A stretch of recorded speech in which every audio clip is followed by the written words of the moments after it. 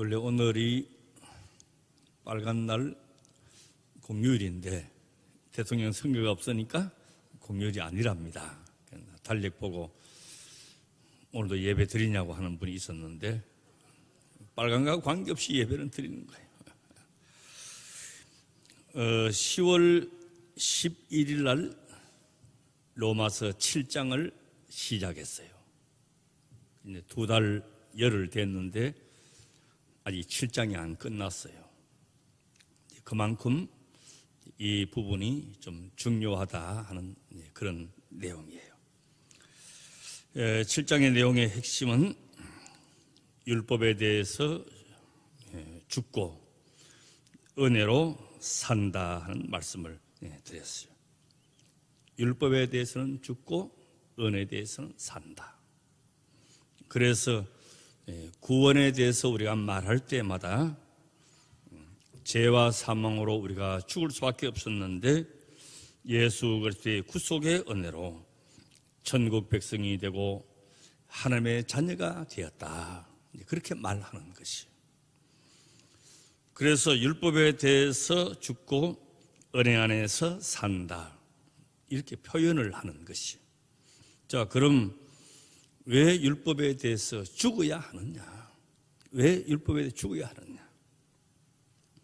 율법 자체에 뭐 잘못이 있어서 그런 것이 아니고 율법이 선한데 율법은 우리에게 좋은 것을 가르쳐 주었는데 우리 스스로 인간이 지킬 수 있는 힘이 없더라는 거예요. 율법의 핵심이 누구 사랑입니까? 하나님의 사랑, 이웃 사랑. 이게 율법의 핵심이에요. 그 율법이 얼마나 좋은 거예요. 하나님을 사랑하라. 이웃을 내 몸같이 사랑하라. 하나님을 사랑하는데 우리 수준 정도로 사랑하지 말고 뭘 다하라 그랬어요? 마음을 다하고 뜻을 다하고 힘을 다하고 목숨을 다하고 정성을 다하고 온갖 것을 다해서 사랑하라. 그런데 이스라엘 역사가 전개된 것을 보면 계속해서 우상 숭배하고 하나님의 말씀을 거역하고 불순종하고 반복되게 나와요. 나는 너희 하나님이 되고 너희는 내 백성이 되리라 했는데도 하나님을 멀리하고 우상 숭배하고 말씀을 멸시했어요.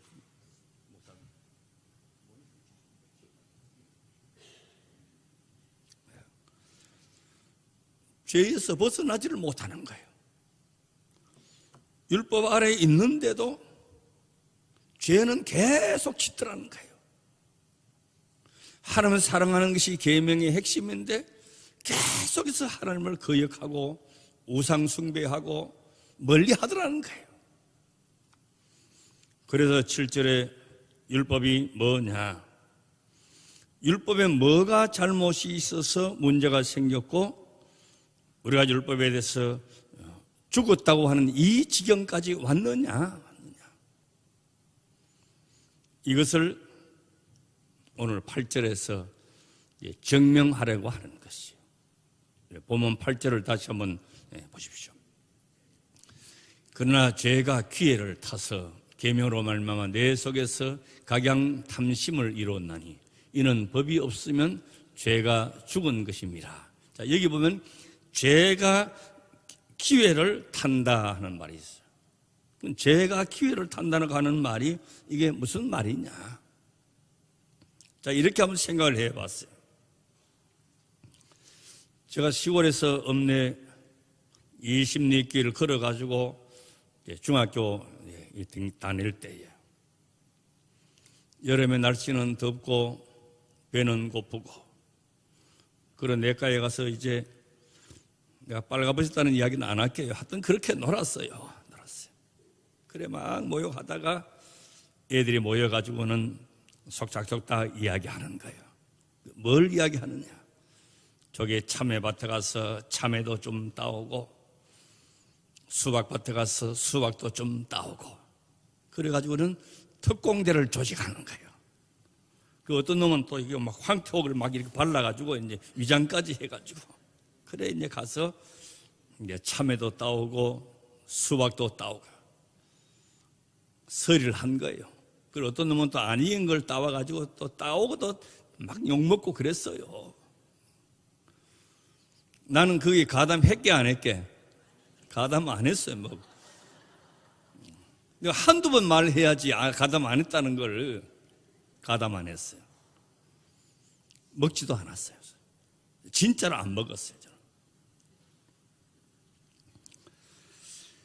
자, 여기 기회를 탄다고 하는 이 말은 주인이 없을 때 가지고 따가온다 그 말이 아니에요. 그 따로 간 행위 이전에 행위를 하게 하는 내 마음의 계획이 있는 거예요. 어린 마음이지만은 있는 거예요. 그 마음속의 계획, 그 마음속에서 그렇게 하게 하는 세력, 또 그렇게 하는 작정을 하게 되는 말이에요. 조그만 유혹이 있고 한눈을 팔면 죄가 밀고 들어오는 거예요. 여러분 보일러 고장 나보셨죠? 보일러가 물이 새면 뭐 파이프가 부러지고 뭐 물이 콸콸콸 그렇게 셉니까? 조금 거미줄 같이 정말 보이지 않는데 구멍만 나도 보일러 물이 새는 거예요. 그 틈으로 물이 새 나오는 거예요. 죄의 원리나 능력이나 빌미가 바로 그런 것이라는 것이. 그래서 죄는 몸 밖에 있는 것이 아니고 내 안에 있어요. 내 안에 계획하고 작정하고 마음 먹고 내 안에 있는 모든 죄, 그 내 안에 있는 죄의 세력이 자꾸 몸 밖으로 튀어나오려고 그래요. 따먹어라, 따먹어라. 그렇게 해라, 그렇게 해라. 잘못된 것으로, 잘못된 행동으로 계속 튀어나오려고 죄가 내 안에서 역사하는 거예요. 이것이 죄가 기회를 탄다 하는 그 말이에요. 그리고 계명으로 말미암아, 계명이 출발점이고 이게 본부가 되는 것이요. 여러분 무슨 일을 할 때 본부가 있잖아요. 이 본부에서 모든 상황을 알고 지시하고 계획을 주고 살펴보는 거예요. 여러분 인천공항 가면 높이 세워진 것이 관제탑이라 그래요. 비행기가 마음대로 내리는 게 아니에요. 비행기 뜰 때도 마음대로 뜨는 게 아니에요. 관제탑에서 내리라 해야 내리는 거예요. 그 내리라 하지 않으면 계속 빙빙 돌아야 되는 거예요. 여기에 대손님이 다 타고 활주로에 대기를 해 있어도 관제탑에서 이륙하라 명령이 나야 비행기가 이륙하는 거예요. 그 어떨 때는 1시간, 2시간도 기다릴 때가 있어요. 이것이 뭐냐면 말미암아의 말미암아. 여러분 참기름 짜는 데 보셨죠? 참기름. 요즘은 기계로 이제 압축을 하지만은 옛날에는 그냥 막 작기로 이렇게 눌렀어요. 알아요? 그거 해봤어요? 예. 참기름은요, 아무리 힘이 센 사람이 눌러도 밟아도 기름 안 나옵니다. 어떻게 해야 나오냐? 지렛대로 눌러야 나오는 거예요. 그 내가 누르는 것보다도 지렛대가 훨씬 더 힘이 10배, 100배 간. 그러니까 기름이 짜지는 거예요.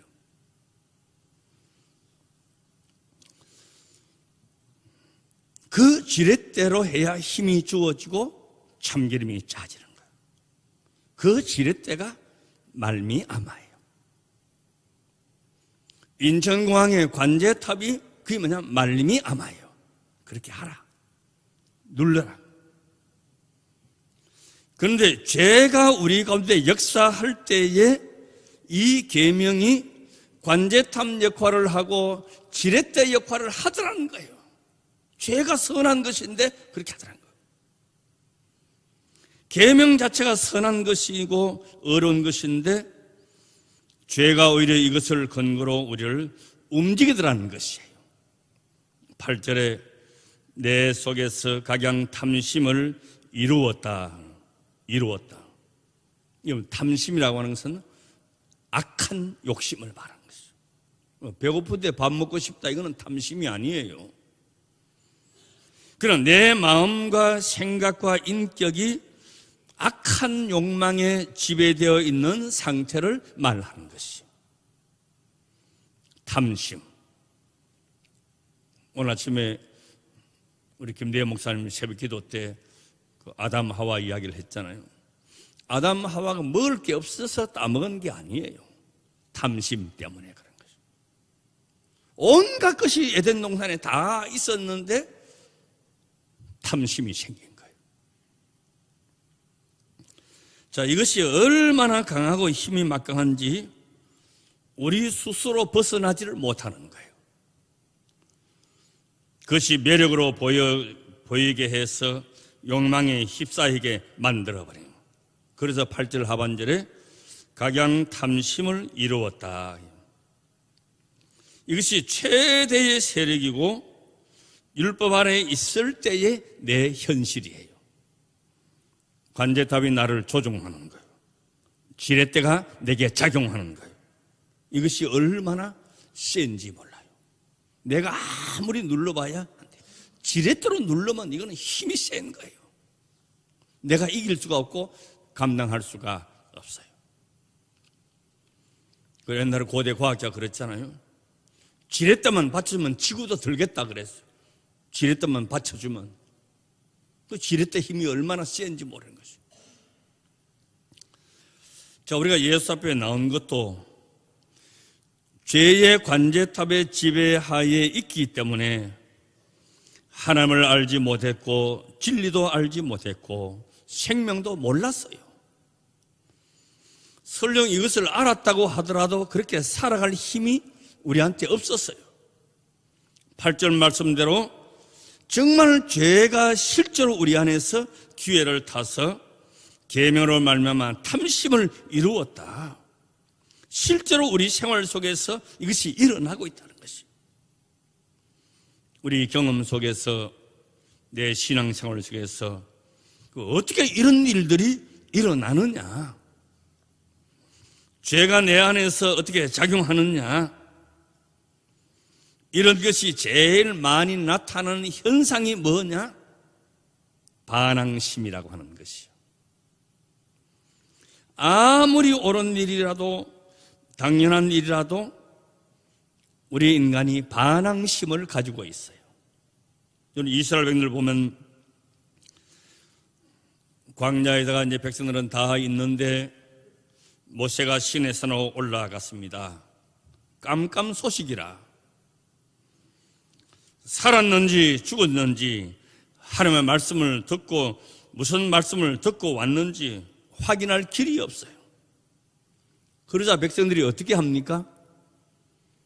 여기까지 인도하시고 출애굽을 시키신 하나님, 홍해를 육지같이 건너게 하신 하나님, 그 하나님만 바라보고 그 하나님만 믿어야 되는데 그 하나님 믿고 있다가 우리가 광야에서 이거 버림받는 거 아니냐? 차라리 우리 손으로 우리를 인도할 신을 만들자. 그래가지고 뭘 만들었습니까? 금송아지를 만든 거예요. 검은 폐물을 다 모아가지고 금송아지 우상을 다 만들었어요. 금반지도 빼고 금목걸이도 빼고 다 뺐어요. 이건 옛날이나 지금이나요, 사람들이 좋은 일에만 헌신하는 게 아니에요. 금송아지 만드는 데도 얼마나 헌신하는지 몰라요. 여러분, 좋은 일에 헌신하라고 하는 것을 감사하게 생각해야 돼요. 내가 금송아지 만들자고 반지 빼라 소리 한 번도 안 했죠? 이런 선한 목자 만나기 어려워. 하나님의 죄 짓는 일에도 헌신하는 거예요. 엄청난 반항심이에요. 우리 어린 자녀들 한번 보십시오. 반항을 많이 해요. 얘야 공부해라. 알았어요. 야야 공부 좀 해라. 아유, 내가 공부하고 싶었는데 엄마가 자꾸 공부하니까 안 할 거예요. 그런 거예요. 이건 반항심이에요. 내가 교회에 나가려고 생각을 하는데 이놈의 옆에 내가 맨날 교회 하니까 그냥 가고 싶은 마음이 싹 없어져 버렸어. 그런 신랑이 봤어요, 못 봤어요? 봤죠? 그게 반항심이라. 그게 술 마시지 마세요. 자꾸 잔소리니까 기분 나빠서 내가 더 마시게 되잖아. 반항심이에요. 가만히 있으면 할 건데 맨날 목사님이 그냥 도시락 하니까 그냥 안 하고 싶어. 그런 사람 있어요. 나한테 그런 말 해서 그런 게 아니라 우리의 본성이 그렇다는 거예요. 있어요. 이게 뭐냐면 반항심이에요. 인간들 본성 속에 숨어 있는 이 반항심이 바른 길을 가는 것을 방해하는 거예요. 생명과 진리의 길을 가는데 넘어지게 합니다. 이 반항심이 끊임없이 불의하고 같이 붙어 다니는 것이요. 불의를 감싸고 있는 것이요. 그 뒤에 8장 7절을 한번 보십시오. 7장 8절이 아니고 8장 7절. 육신의 생각은 하나님과 원수가 되나니 이는 하나님의 법에 굴복치 아니할 뿐 아니라 할 수도 없습니다. 감히 인간이 하나님의 법에 굴복치 않는다는 거예요. 반항심이 얼마나 컸으면 그래요. 죄가 하나님의 나가는 것을 방해합니다. 반항심으로 옷을 입고 그 속에 숨어서 의와 진리로 가는 것을 자꾸 방해하는 거예요. 사람이 옳다 그러다 해야 할 일이죠. 하지 말아야 될 일이다를 분별하지 못해서 그런 것이 아니고 그것이 싫기 때문에 그런 거예요. 교만과 반항심을 내세워서 거부하는 거예요. 자, 반항심에 이어서 또 다른 것, 죄가 내 안에서 어떻게 작용하느냐, 그거는 불평이에요. 죄의 교활한 한 방법이에요. 이스라엘인들이 광야에서 행한 대표적인 죄가 불평이죠. 불평. 반항심을 머리라고 한다면 불평은 꼬리와 같아요. 꼬리는 잘 감추어요. 싹 빠져나가요. 미꾸라지처럼 빠져나가요. 목마르다 불평하는 거예요. 홍해를 건너게 하시고 마라의 쓴물을 달게 바꾸어진 하나님께서 우리가 목말라 죽게 하겠느냐? 그 마음이 없는 거예요. 불평해요. 배고파 죽겠다 원망했어. 근데 하나님께서 만나를 주시고 메추라기를 다 배불리 먹게 하셨어. 아침 자고 나면 만나 그냥 가져와서 먹기만 하면 되는 거예요. 그럼 배고플 때는 원망했는데 배부르면 원망이 들어가야 되잖아요. 더 크게 원망하는 거예요. 배고플 때는 기운이 없어가지고 비실비실하게 원망했는데 배불리 먹고 나니까 기운이 펄펄 해가지고 원망하는 거예요. 뭐라고 원망합니까? 이놈은 만나. 아침에도 만나, 저녁에도 만나, 어제도 만나, 오늘도 만나, 삼시세끼 만나. 이런 만나의 뜻이 뭡니까? 처음에 만나를 봤을 때, 이야, 이게 뭐냐? 그게 만나란 말이에요. 그랬던 인간이 조금 먹으니까 원망불평하는 거예요. 오늘도 만나, 지겹다, 지겨워. 불평하는 거예요.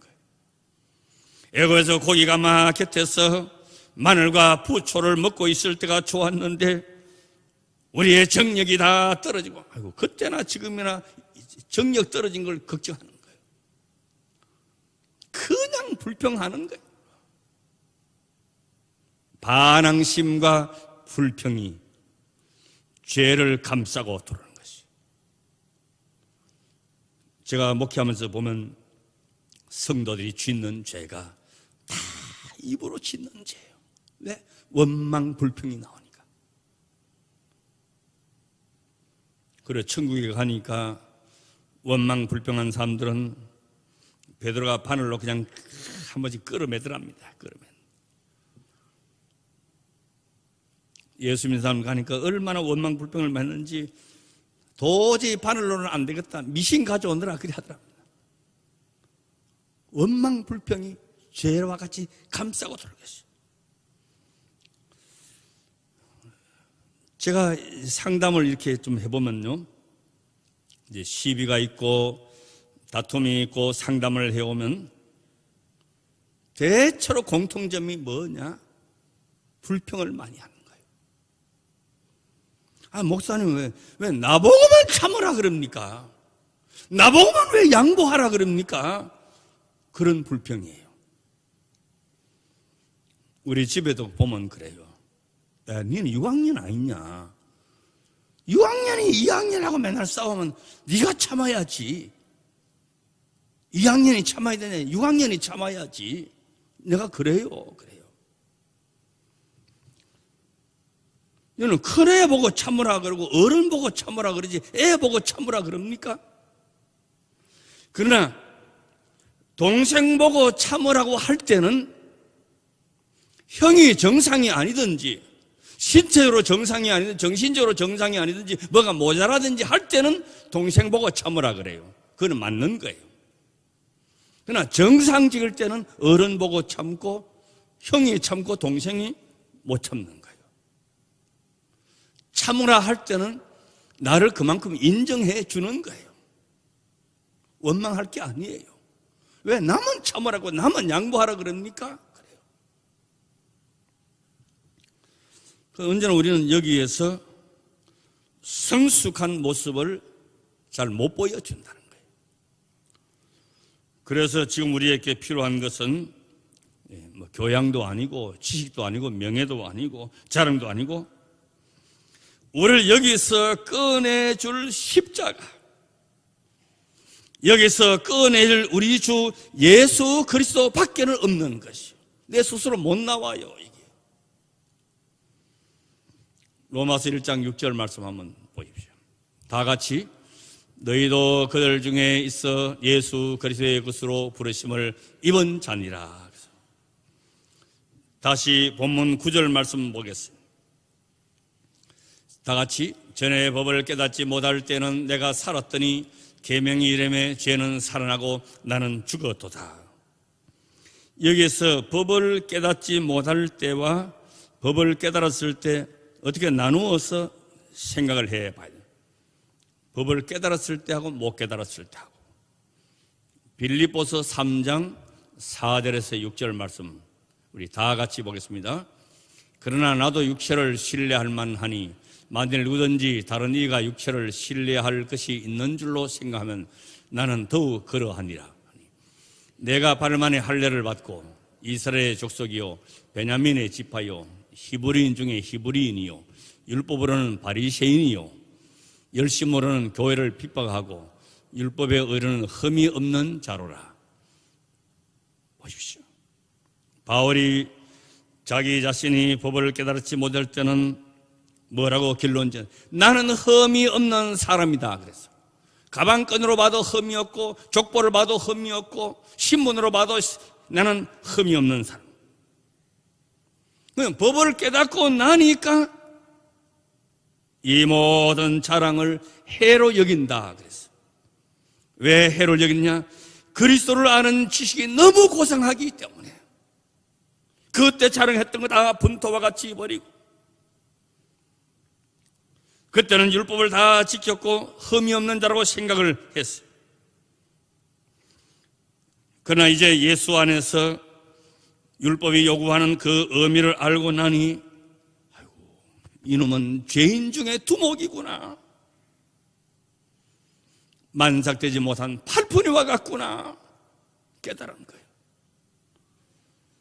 법을 깨닫지 못했을 때와 깨달았을 때, 깨닫지 못할 때는 자기 자랑밖에 없어요. 가문 자랑, 학벌 자랑, 신분 자랑, 율법 자랑 다 자랑. 법을 깨닫고 나니까 죽일 놈은 이놈이 죽일 놈이구나 알은 것이.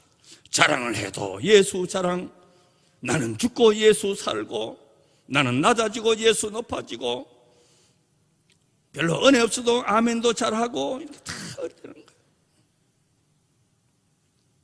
여러분, 바리새인들은 이걸 모르니까 예수께서 무엇을 찔리며 율법에 지니는 의미가 무엇인지를 말하니까 어떻게 하나요? 분노하고 미워하고 예수님을 대적하고 반항심이 막 불일듯이 일어나는 거예요. 반항심을 따라서 뭐가 올라옵니까? 미움이 따라오는 거예요. 원망이 따라오는 거예요. 그래서 계명이 이름에 나는 죽었도다. 이 탄식이 우리에게 있어야 되는 것이죠. 바리새인과 서기관들, 자기들은 민족의 지도자고 정신적인 지주고 율법의 전수자고 종교 지도자고 하나님의 뜻을 가장 온전하게 이루는 사람이라고 믿고 있었어요. 그러나 예수님이 오셔서 그게 아닌 것을 깨달아 알게 되었어요. 하나님의 자신의 모습을 다 드러나니까 초라한 죄인인 것을 지적했어요. 계명의 진정한 의미를 밝혀지니까 주여 내가 잘못 알았습니다. 내가 잘못 깨달았습니다. 이렇게 돼야 맞는데 수용하지 못하고 반항하고 미움으로 분노로 시기 질투로 저거 언제 죽일까 그 계획만 한 거예요. 얼마나 무서워요. 이런 반항심과 불평이요 얼마나 무서운지 모르고 우리 영혼을 완전히 잠식시키는 것이에요.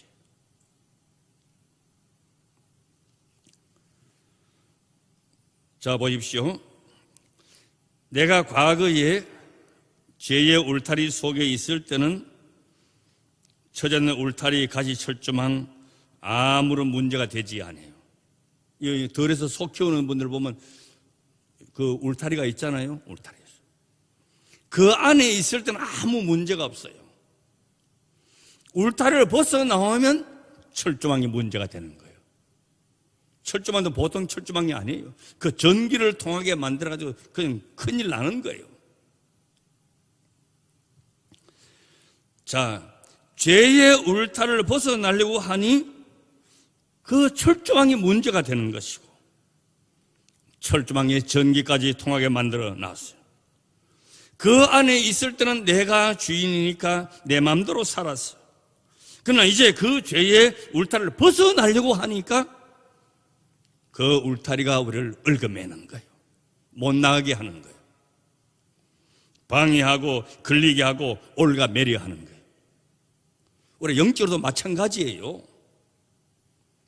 어설프게 묻는 사람들은요 사탄이 안 건드립니다. 왜? 지 울타리 안에 있는데 뭐하러 건드려요? 그걸 넘어서 잘 믿어보려고 그러고 교회 잘 봉사하려고 그러고 말씀대로 실천하려고 하면 사탄이 집중적으로 공격하는 거예요. 그래서 전기도 통하게 하고 가시도 걸리게 하고요 못에 찔리기도 하고 하는 거예요. 울타리 안에 있을 때는 그냥 갇혀 있는 것을 몰라요. 그러나 거기서 벗어나려고 하면 아, 내가 갇혀 있었구나 하는 것을 아는 거예요. 이제 그 사슬에서 벗어나 예수 그리스도께로 나아가야 되는 것이죠. 거기로 못 가게 하려고 가지 철조망이 가로막아요. 실제로 우리가 예수 믿어도 그냥 조용하면요 우리를 공격하지 않았습니다. 그러나 그 울타리를 벗어나서 주님께 더 가까이 나아가려고 하면 공격하는 거예요. 그 공격을 승리하고 넘어서야 더 깊고 성숙한 믿음의 자리에 이르게 되는 것이에요. 한 걸음 한 걸음 주께서 원하는 자리로 더 가까이 헤쳐 나아가시기를 바랍니다. 이제는 그 울타리를 벗어나야 내가 자유할 수가 있는 것이요.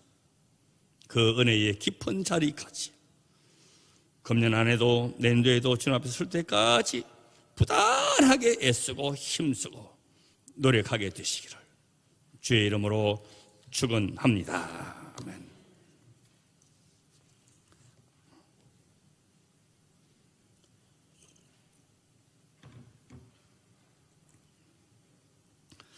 죄와 허물로 죽었던 우리들, 이제 그 사슬에서 벗어나서 예수 안에 살리심을 받았습니다.